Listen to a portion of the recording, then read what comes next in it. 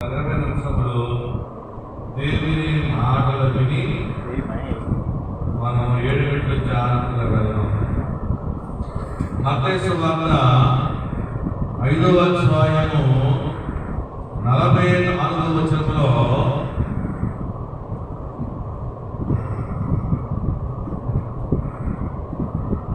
మత్తయి సువార్త 5వ అధ్యాయము 44వ వచనం.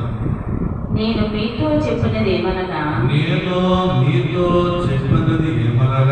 మీరు పరలోకమందున్న మీ తండ్రికి కుమారులై మీ శత్రువులను ప్రేమించుడి. మిమ్మును హింసించు వారి కొరకు ప్రార్థన చేయుడి. చిన్న ప్రార్థన. మహోన్నతుడైన తండ్రి, ఆయన 2022 సంవత్సరం నుంచి ఆత్మగా కొనసాగిస్తూ ఆయన ప్రార్థన జరిగిస్తున్నారు తండ్రి. నీ వందనములు. వాక్యము బోధిస్తుండగా మీ ఆత్మను ఆమె నన్ను నీ సిలువసాడు నన్ను అడుగుపరుచుకుని మీరే మా మధ్యకు వచ్చి మాతో మాట్లాడమని మంచి బోధకుడైన యేసువారి నామమున అడుగుచు వేడుకుంటున్నాము తండ్రి. గుండె చెదరిన వారిని బాగు చేయువాడని, గుండె చెదరిన వారిని బాగు చేయువాడని, వారి గాయములన్నీయు కట్టుచున్నవాడని. దేవునికి స్తోత్రము గానము చేయుటయే మంచిది. మనమందరము స్తుతి గానము చేయుటయే మంచిది. దేవునికి మహిమ కలుగును గాక. నేను మీతో చెప్పినది ఏమనగా మీ పరలోక తండ్రి, మీ పరలోకమందున్న మీ తండ్రి కుమారులై ఉన్నట్లు మీ శత్రువులను ప్రేమించుడి. దేవుడు చెప్తున్న ప్రార్థన మాట, మిమ్మల్ని హింసించే వారి వరకు ప్రార్థన చేయండి. దేవునికి స్తుతి కలుగును గాక. ఈ మాట చాలాసార్లు వింటుంటాం కానీ ఇందులో చెప్తాం, ఇది మంచి మాట. ఏ గ్రంథములో కనబడని మాట. ఏ మాట అది? మీరు తండ్రి కుమారులై ఉండేటట్లు మీ శత్రువులను ప్రేమించిన మాట ఏ గ్రంథంలో కూడా కనబడదు. బైబిల్ గ్రంథంలో కనబడే మాట ఈ మాట మంచి మాట. దేవునికి స్తుతి కలుగును గాక. శత్రువును ప్రేమించమనే గ్రంథము బైబిల్ గ్రంథంలోనే ఉంది. ఏ గ్రంథంలోనే లేదు. శత్రువులను పుడితే బాధ కానీ శత్రువును ప్రేమించే బాధ ఉన్నదా? మన శత్రువులు పడితే బాధ, కోర్టు తీసుకుపోతారు. అయితే వాడు 10 మందిని తీసుకొస్తాడు. మన శత్రువును మనం ప్రేమిస్తే ఏ బాధ ఉండదు. అందుకే దేవుడు అంటాడు, నీ శత్రువును ప్రేమిస్తే నువ్వు ఎవరు అన్నా పరలోక తండ్రికి నువ్వు కుమారులు. ఒకటి ఈరోజు మనం నేర్చుకునేది, నీ శత్రువును ప్రేమించాలి. నువ్వు నీ పగవాన్ని ప్రేమించాలి, నీ పొరుగువారిని ప్రేమించాలని మాట చెప్తున్నాడు. ప్రేమిస్తే ఏమవుతుందంటే, మొదటగా నువ్వు దేవుని బిడ్డలవుతావు. దేవుని కుమారుడు అవ్వాలంటే ఒకే ఒక మార్గము, నీ శత్రువులను నువ్వు ప్రేమించాలి. అంతే. నువ్వేం చేసినా దేవుని కుమారుడు కాకపోవచ్చు, కానీ నీ శత్రువులను నువ్వు ప్రేమిస్తే దేవునికి కుమారులు అవుతానని ఉంటాడు. మత్తయి సువార్తలో ఈ మాట మాట్లాడుతుంది ఎవరంటే యేసుక్రీస్తు వారే మనతో మాట్లాడుతున్నారు. ప్రియమైన సోదర సోదరా, ఇరుగు వాళ్ళని ప్రేమించాలి. ఇరుగు వాళ్ళని ప్రేమించబోతే, నీ పక్కింటి వాళ్ళని ప్రేమించబోతే నువ్వు దేవుని కుమారుడు కావు. నువ్వు శత్రువులను ప్రేమించబోతే నువ్వు దేవుని కుమారుడు అనబడమని ఇక్కడ మాట చెప్తున్నది. దేవునికి స్తుతి కలుగును గాక. నీ పక్క వాళ్ళని, నీ శత్రువులను ప్రేమిస్తే మొట్టమొదటిగా నువ్వు దేవుని కుమారుడు అవుతావు. రెండోది ఏమిలో చదువు లోకాసు వార్త 6వ అధ్యాయము 35వ వచనము. లోకాసు వార్త 6వ అధ్యాయము 35వ వచనము నుంచి దేవుడు మాట్లాడుతున్న మాట, మీరైతే ఎట్టి వారి కూర్చునైనను నిరాశ చేసుకొనగా నీ శత్రువును ప్రేమించుడి, మేలు చేయుడి, అప్పు ఇవ్వుడి, అప్పుడు నీ ఫలము గొప్పదైనను. దేవునికి స్తుతి కలుగును గాక. నువ్వు శత్రువును ప్రేమిస్తే, నువ్వు శత్రువుకి మేలు చేస్తే నీ ఫలము అధికమవుతుందట. నీ ఫలము అధికమవుతుంది. నువ్వు కొద్దిగా ఉన్నవాడు గొప్పవాడు అవుతావు. నువ్వు కొద్దిగా వ్యాపారం చేస్తుంటే పెద్ద వ్యాపారం చేస్తావు. నీ ప్రాంతంలో ప్రతిఫలం అభివృద్ధి చెందుతామని దేవుడిగా ఫలము గొప్పదయ్యను. నీ ఫలము గొప్పదయ్యను. నీ జీతము 10,000 ఉంటే ఎంత అవుతుంది? 20,000 అయిపోతుంది. ఇప్పుడు నీ శత్రువులను ప్రేమిస్తే, నువ్వు ఖాళీగా ఉంటే, నువ్వు ఖాళీగా ఉన్నవాడు నువ్వేమంటావు? గొప్పవాడు అయిపోతావు. అంటే ఒక ఉద్యోగము, ఒక పదవికి దేవుడు ఏర్పాటు చేస్తాడు. దేవుడికి స్తుతి కలుగును గాక. దేవుడు అన్నాడంటే నువ్వు శత్రువులను ప్రేమించు, మేలు చేయి. నువ్వు కావద్దు అప్పు ఇయ్యి, అప్పు పొడుగు, నీ శత్రువులను ప్రేమించు. ఇదిగో అన్నాడు, మీరైతే ఎట్టి వారి కూర్చునేను నిరాశ పడక. నీ శత్రువు వస్తే నువ్వు నిరాశ పడద్దు.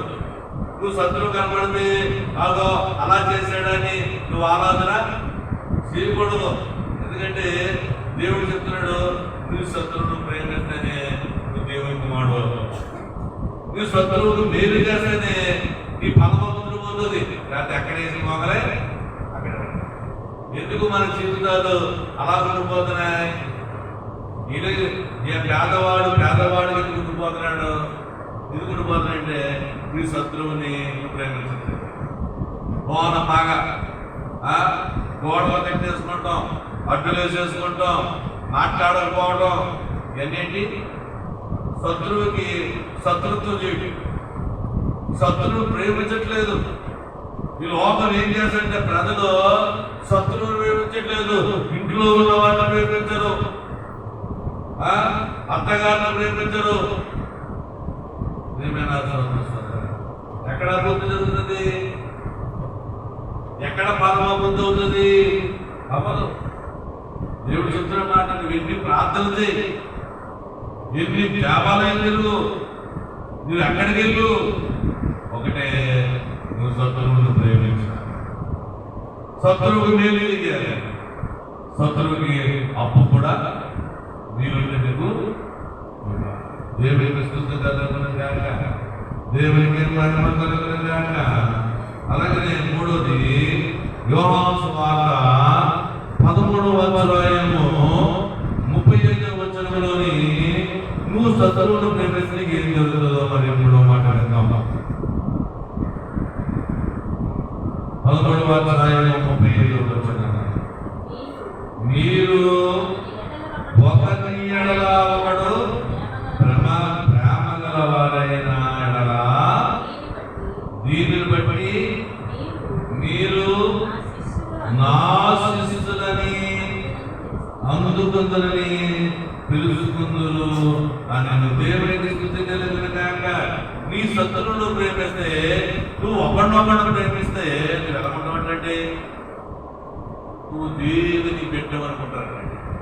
నువ్వు యేసుక్రీస్తు శిష్యుడువు, నువ్వు అతను ఎన్ని మాటలన్నా ఏమన్నా సరే ఏం మాట్లాడండి ఇంకా ప్రేమిస్తూనే ఉంటాడు. ఇతను దేవుని కుమారుడు, ఇతను దేవుని శిష్యుడు అని దేవునికి మహిమ వస్తుందండి. దేవునికి స్తుతి కలుగునగాక. మనం అంటున్నాడు, దేవుడు అంటున్నాడు, నువ్వు శత్రువును ప్రేమిస్తే నువ్వు దేవుని కుమారుడు అవుతావు. నువ్వు శత్రువును ప్రేమిస్తే నీ ఫలము అధికమవుతుంది. నీ శత్రువుని ప్రేమిస్తూ ఒకరినొకడు ప్రేమిస్తే నువ్వు ఎవరు అవుతావు అంటే దేవుని శిష్యుడు అనిపిస్తావట. ఇది దేవునికి మహిమ. దేవునికి స్తుతి మహిమ కాక. ఇతను దేవుని లాంటి వాడండి అంటారు. ఇతను కూడా దేవుని లాంటి వాడండి. ఎంత ప్రేమ, దేవుని లాంటి మనిషి. చచ్చిపోండి అంటారు ఒక దేవుని లాంటి మనిషి అండి. బతుకున్నప్పుడు అన్నాడు దేవుని లాంటి మనిషి అంటే అతను ప్రేమ ఉంది. ఈ ప్రేమ ఇది మంచి పొజిషన్లో తీసుకెళ్తుంది ప్రేమించడం వల్ల.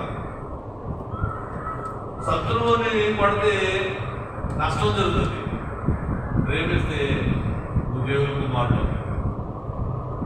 శత్రువుకు నువ్వు మేలు చేస్తే నీ ఫలము రెట్టింపవుతుంది. నువ్వు ఉన్నట్టుగా ఉండవు. దినదినము అభివృద్ధిలోకి. అలాగే ఒకరినొకరు ప్రేమించుకుంటుంటే వీళ్ళెవరు శిష్యులు, దేవుని శిష్యులని దేవునికి మహిమ వస్తుందని దేవుడు చెప్తున్నారు. దేవునికి స్తుతి కలుగునగాక. అలాగనే 4వది మొదటి కొరింథీ పత్రిక 8వ అధ్యాయము 1వ వచనములో నీ శత్రువులను ప్రేమిస్తే జరిగేది మనం చూస్తున్నాం. మొదటి కొరింథీ పత్రిక 8వ అధ్యాయము 1వ వచనము.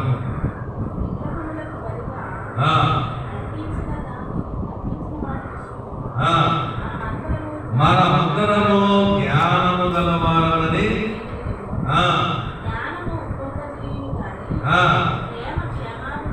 ప్రేమ క్షమాబుద్ధి కలుగు చేస్తుందండి.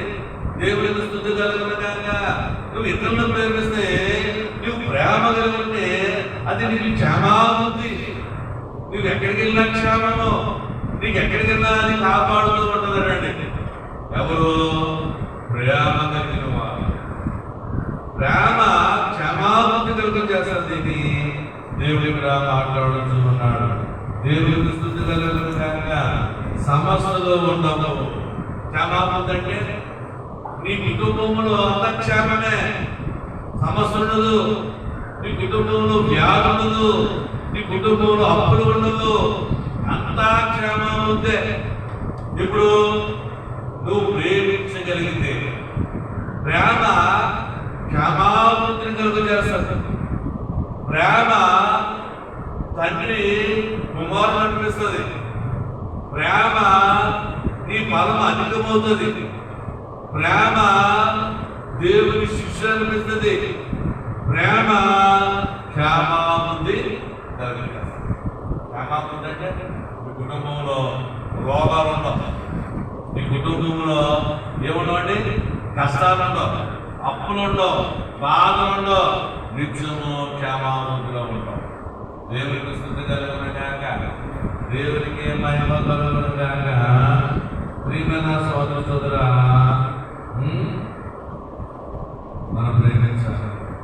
ఇంట్లో ఉన్న ఆడపడుచుడు ప్రేమించాలి, కోడలను ప్రేమించాలి, అత్తగారిని ద్వేషిస్తే ఏముంటుంది?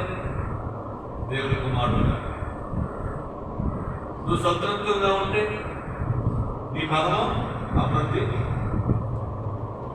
నీ క్షేమాభివృద్ధి ఉండదు. ఎప్పుడూ రోగాలతో ఉండవే, ఎప్పుడూ సమస్యలతో ఉండవే, ఎప్పుడూ కూడా ఏంటి ఆలోచన జరుగుతుంటమే. ఎందుకంటే నీలో ఏం లేదు. చెప్తుంది నేను వినిపించాను. మొదటి కొరింథీ పత్రిక 3వ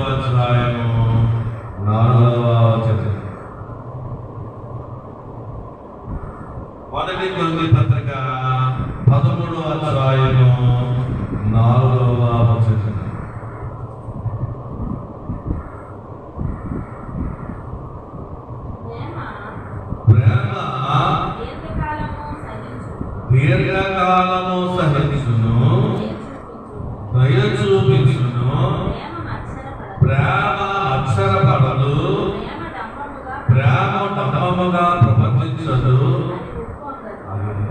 చూసారండి, ప్రేమ దీర్ఘకాలం ఉన్నదంటే దీర్ఘకాలం ఆయుష్ ఇస్తుంది. సహించాలంటే ప్రేమ.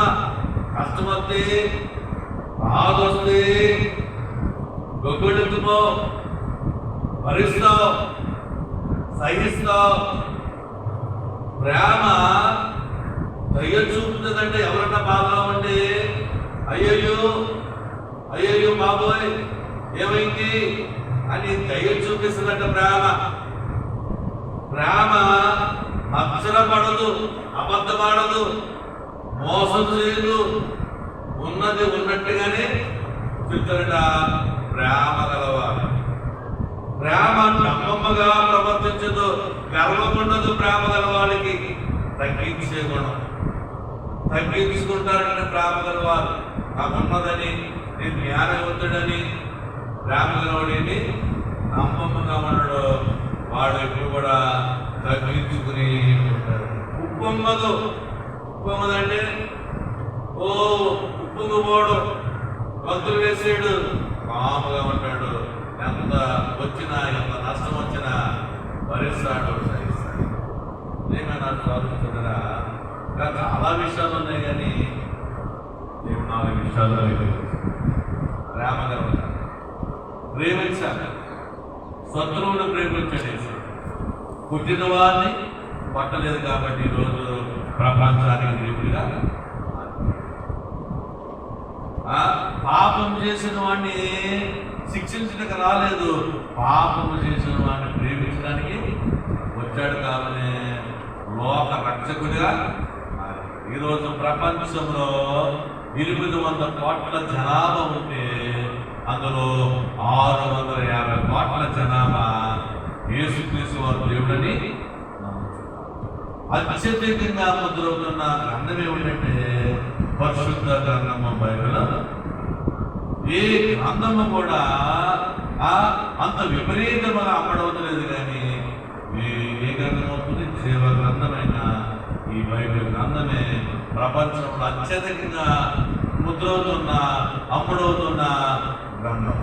దేవుడికి స్థితి కలుగున గాక, దేవుడికి మహిమ కలుగున గాక. ఆలోచించే ప్రేమను చూపించు, ప్రేమను కనపరచాలి. ప్రేమ లేని వాడు నా వాడు కాదంటే ప్రేమించాలి, ప్రేమించాలి. ఈ శత్రువును ప్రేమిస్తేనే పరలోక తండ్రికి కుమారుడు అంటే కాదు. ఏసై చెప్తున్న మాట నువ్వు ప్రేమించాలి. రెండవది ప్రేమించాలి, నువ్వు మేలు చేయాలి. శత్రువులకు ఏం చేయాలి? మేలు చేయాలి. కీడు చేయకూడదు, కీడు చేయకూడదు, మేలు చేయాలి. కావాలని అప్పు కూడా. అప్పుడు ఏం చేస్తుంది? నీ పదము అధికమవుతుంది, నీ జీతం అధికమవుతుంది. అద్దెంటిలో ఉన్న నిన్ను సొంత ఇంటిలో తీసుకెళ్ళిపోతాడు, గుడిసెలో ఉన్న నిన్ను మేడలో తీసుకెళ్ళిపోతాడు, సైకిల్ మీద తిరుగుతుంది నిన్ను మోటార్ సైకిల్ తిప్పుతాడు. అధికమైపోతాడు. దేవుని స్థుతి కలుగున గాక. ప్రేమించడం వలన నువ్వు దేవుని శిష్యుడిగా మారిపోతావు. దేవుని శిష్యుడిగా అంటే దేవునికి మహిమ. అమ్మ ఇతను ఎంత చేసినా ఏమండి, నేను దేవుని లాంటి వాడండి అంటారు. ప్రేమించడం వలన నీకేమవుతుంది? క్షేమాభివృద్ధి కలుగుతుంది. అంతా క్షేమమే. 360 రోజులు క్షేమమే. బాధ ఉండదు, రోగం ఉండదు, అప్పు ఉండదు, వేదన ఉండదు, క్షేమాభివృద్ధిలోకి వెళ్ళిపోతుంటారు. అలాగనే ప్రేమ ఏముంటుందంటే దీర్ఘాయుకాలం ఉంటుందండి. దీర్ఘాయుష్ చేస్తుంది, సహించేలా చేస్తుంది, నువ్వు సహించుకునేలా ఉంటుంది. అలాగే ప్రేమ అనేక రకములుగా దయ చూపుతుంది. ప్రేమ ఉన్న వాడికి పక్కింటోడు బాధపడితే దయ చూపుతుంది. ఇది ఎవరైనా బాధపడుతుంటే వీళ్ళు పలకరిస్తారు. ప్రేమ గలవాడు, ప్రేమ ఏం చేస్తుంది? దయ చూపిస్తుంది. ప్రేమ లేని వాడు నాకేంట్లే లాభాలు కాదు అనుకుంటారండి. బాగా ఆలోచన చేయాలి. దేవుడు ఈరోజు ప్రేమ కోసం మాట్లాడాడు. ప్రేమ కలిగి ఉండాలి. దేవుని వాక్యమును దీవించి ఆశీర్వదించుగాక.